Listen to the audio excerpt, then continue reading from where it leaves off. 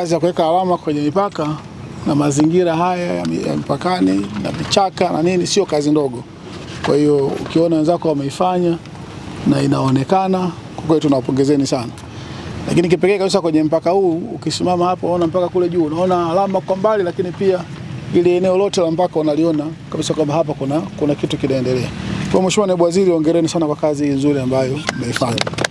Tuendelee kuitaka serikali. Moja, kazi haijakamilika. Kiko kipande ambacho kinapaswa kikamilike.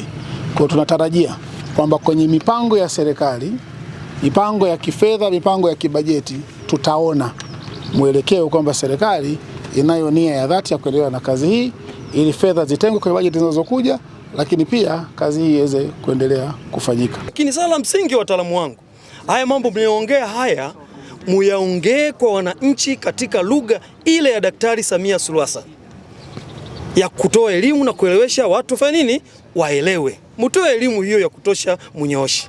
Dhana kubwa, twende kwenye katiba ya nchi inayosema hata mwananchi mwenyewe ana dhamana ya kulinda nchi yake, mipaka yake. Ndio maana ukiishi kwenye mipaka hii tunajaribu kuwahusisha na kutoa elimu kuwa hata wananchi mliokaribia mipaka mna dhamana ya kulinda. Rombo iko salama, mipaka yetu iko salama na wananchi wanaendelea na shughuli zao kama kawaida.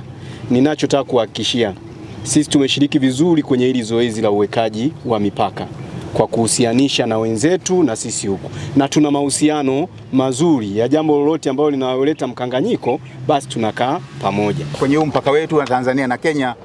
Mheshimiwa Mwenyekiti, sasa hivi tumeshaimarisha kilomita 564 ambayo sawasawa na 75% ya mpaka mzima wa nchi kavu wenye jumla ya kilomita 758. Mpaka huu wa Tanzania na Kenya imekuwa ni eneo la mfano kwa ukanda wa Afrika kupitia taasisi yetu ya uimarishaji wa mipaka inayojulikana kama African Union Border Program. Matarajio yetu mwezi wa 10 tutafanya kazi ya uimarishaji wa mpaka tufike Jasini kwa maana ya kipande cha mpaka huu.